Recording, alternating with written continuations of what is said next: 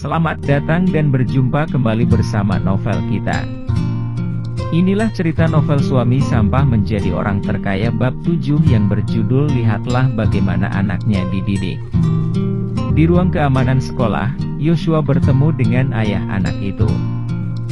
Ayah dari anak itu adalah seorang pemuda tinggi dan kekar berusia sekitar 29 tahun, memakai kalung emas besar setebal jari kelingking di lehernya, dan rambutnya dicukur. Terlihat seperti orang kaya baru, tapi juga seperti gangster. Sulia memperkenalkan. Pak Paulus, ini ayah Yesi, namanya Pak Yosua. Pak Yosua, ini ayah Bobo. Kedua dari kalian adalah orang dewasa. Ada masalah apa kita bicarakan baik-baik ya? Kedua pria itu saling menatap, dan mengabaikan Sulia. Paulus berkata, "Putrimu mencakar putraku, apa rencanamu untuk mengurus ini?"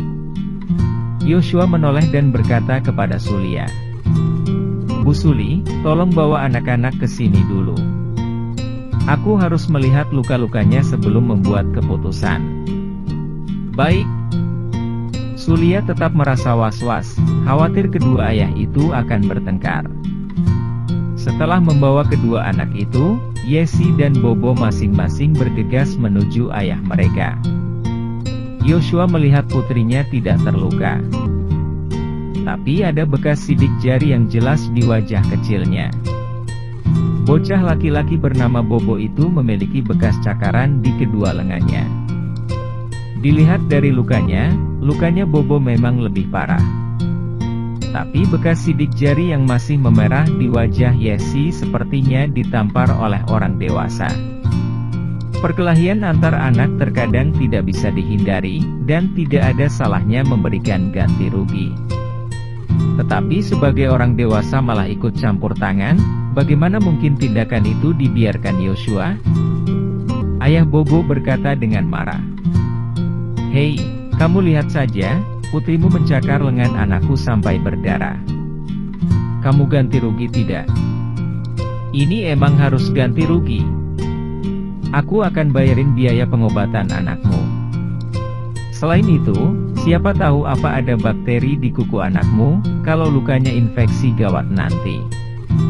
Kamu kasih anakku untuk suntik tetanus ya?" "Ya, boleh." Yosua menunjuk bekas telapak tangan di wajah putrinya, dan bertanya, "Pak Paulus, bekas di wajahnya ini, perbuatan kamu kan?" "Ya, aku yang menampar dia. Orang tuanya tidak mendisiplinkan anak dengan baik, jadi aku bantu kamu mendidiknya. Aku hanya menampar putrimu 2 kali dengan ringan, jika tidak, dengan kekuatan tangan aku, mungkin putrimu sudah terhantam terbang." Mendengar itu, Tono tidak bisa menahan emosi lagi. Dia melangkah maju hendak menghajar ayah Bobo, tapi Yosua menghentikannya melalui tatapan matanya. Yosua menyentuh wajah putrinya, dan bertanya dengan sedih, "Anakku sayang, apakah masih sakit?" "Ayah, pas pertama dipukul tidak sakit, sekarang tidak sakit lagi." Ayah Bobo langsung berkata, "Gimana? Aku tahu batasannya kan?" Yosua berdiri dan berkata kepada Sulia, "Bu Suli, tolong bawa anak-anak kembali ke kelas." "Oke." Sulia mengangguk, dan mengingatkan kembali perbicarakan dengan cara baik-baik ya. Kekerasan tidak dapat menyelesaikan masalah. Setelah Sulia pergi, Yosua berkata kepada ayah Bobo, "Pak Paulus, ayo kita keluar. Tidak nyaman berbicara di sini." "Oke. Keluar dan bicarakan di mobilku saja." "Boleh." Yosua mengikuti Paulus keluar sekolah. Dia melihat pria itu membawa mobil Land Rover. Seketika dia tahu bahwa ayah Bobo ingin memamer kepadanya. Saat ini, saling membandingkan kekayaan menjadi topik populer di kalangan anak-anak. Mereka sering memamer, mengatakan ayahku bawa mobil ini, mobil itu.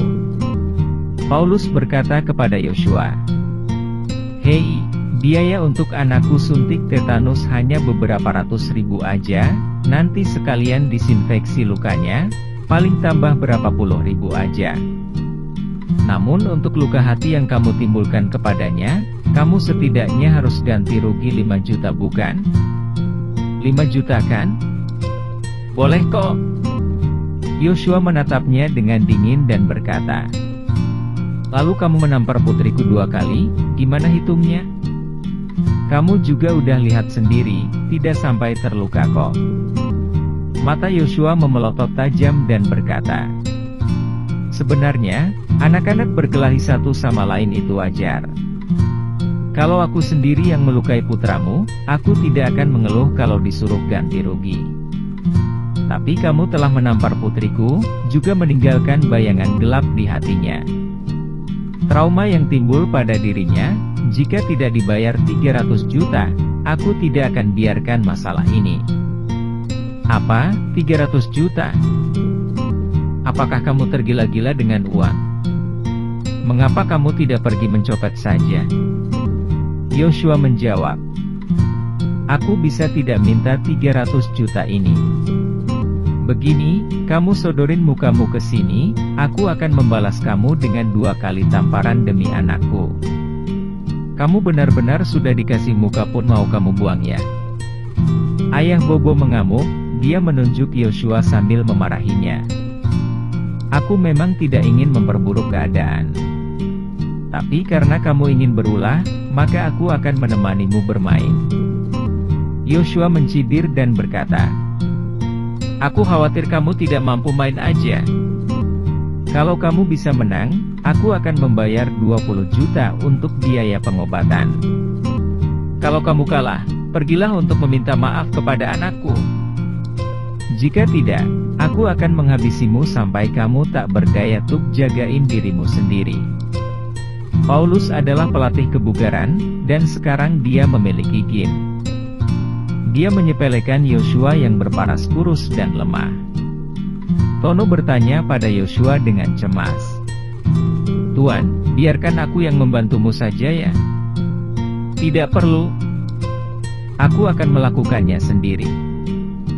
Setelah Yosua dan Paulus berdiri diam dengan jarak 3 meter, Yosua melambaikan tangannya ke Paulus.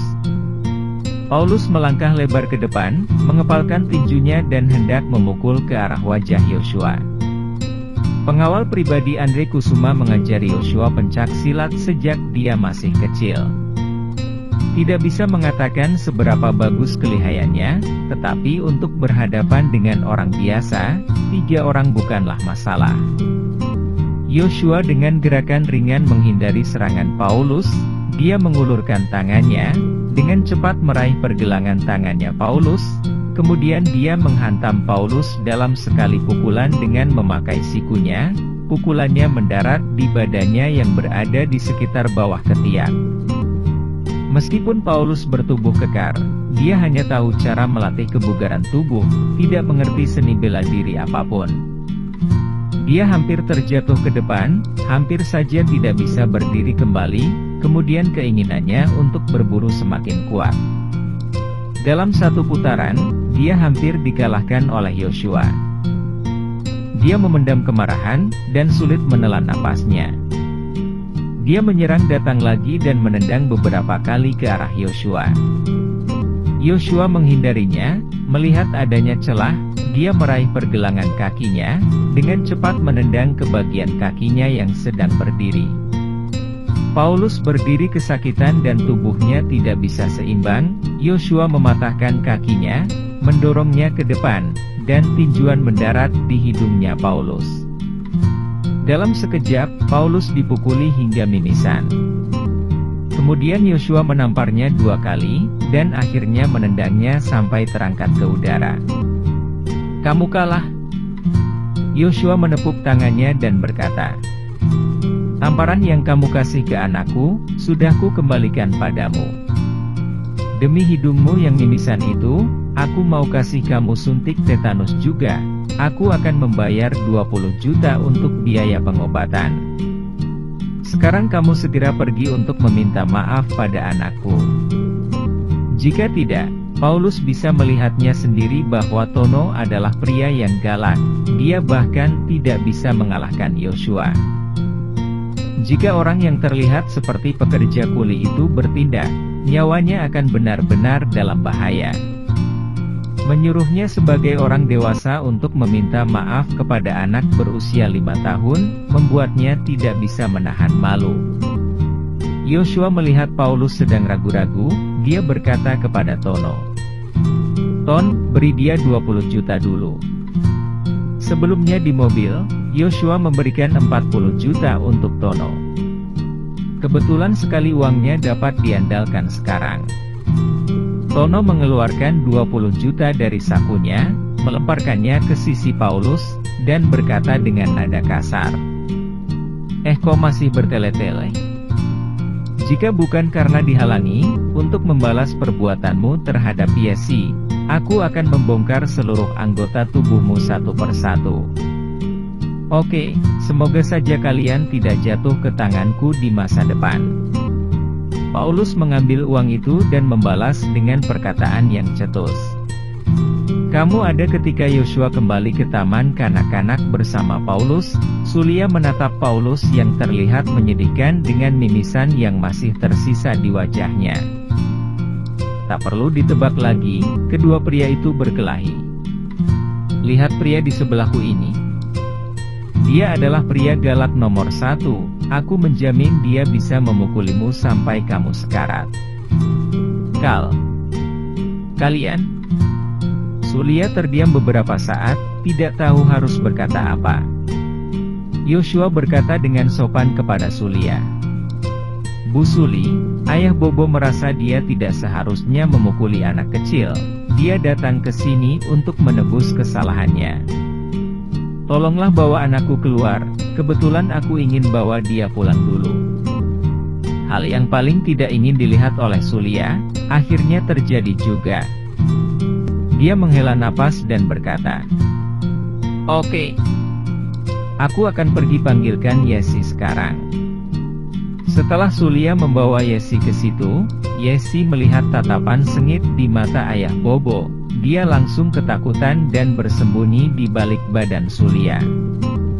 Yosua mengetuk bagian belakang kepala ayah Bobo, dan berkata dengan dingin, Lihatlah luka apa yang kamu tinggalkan pada anakku. Melihat Yosua dapat dengan mudah memberikan 20 juta, dia seharusnya tidak kekurangan uang. Anehnya, pakaian yang dia kenakan tampak seperti baju kaki 5 yang berharga beberapa puluh ribu saja, dan pria yang bersamanya itu, Tono, pakaiannya seperti pekerja kuli. Bertarung saja tidak bisa menang dari mereka, lebih baik menerima nasib saja. Ayah Bobo berkata kepada Yesi, Yesi, maafkan paman salah, aku tidak seharusnya memukulmu. Paman, aku juga salah. Aku akan berusaha untuk mengalah dari Bobo di masa depan. Kami tidak akan bertengkar lagi. Setelah mendengarkan kata-kata Yesi, Paulus merasa bersalah. Lihatlah bagaimana orang lain mendidik anaknya ini dengan baik, sedangkan anaknya suka bertindak seenaknya karena sangat dimanjakan di rumah. Bersambung. Jangan lupa share, like and subscribe.